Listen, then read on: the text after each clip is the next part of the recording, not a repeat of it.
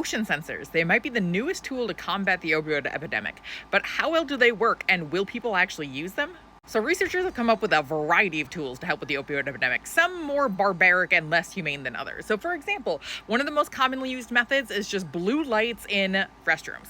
So to prevent people from using in public bathrooms, businesses have actually installed things like blue lights, which make it harder for you to see your veins. And in doing so makes it more difficult for you to actually inject.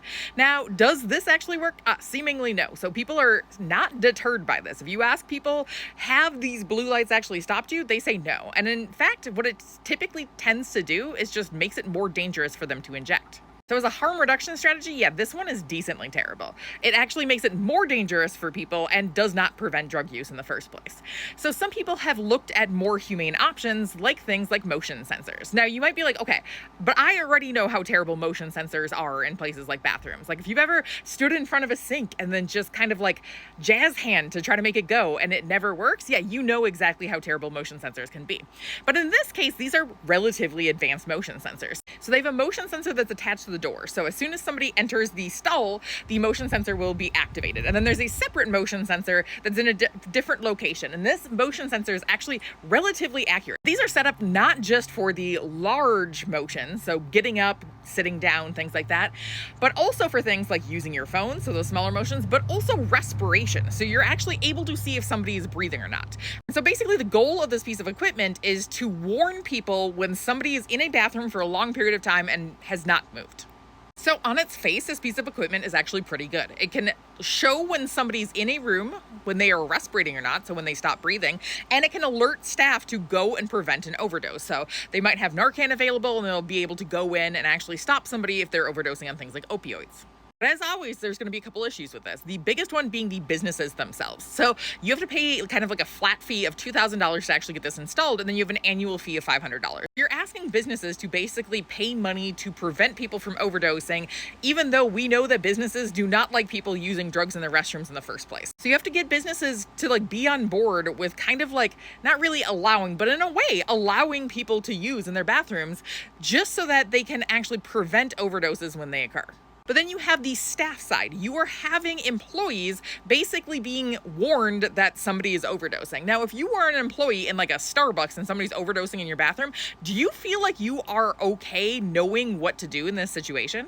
So now you're putting the onus on like these people to actually be like the EMTs in this case. Now, they can always call somebody, but first plan of attack for somebody who's overdosing is to help them not overdose any longer.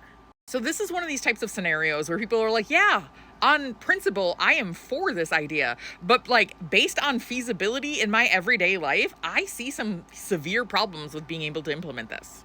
So scientists specifically went out to see, is this a thing that businesses would implement? And so they did a survey. So researchers went out surveying people in kind of a very clever way. So first they looked at like the overdose hotspots. So they identified like 680 different places that people were likely to overdose in. And this was found by actually looking at health records in Rhode Island.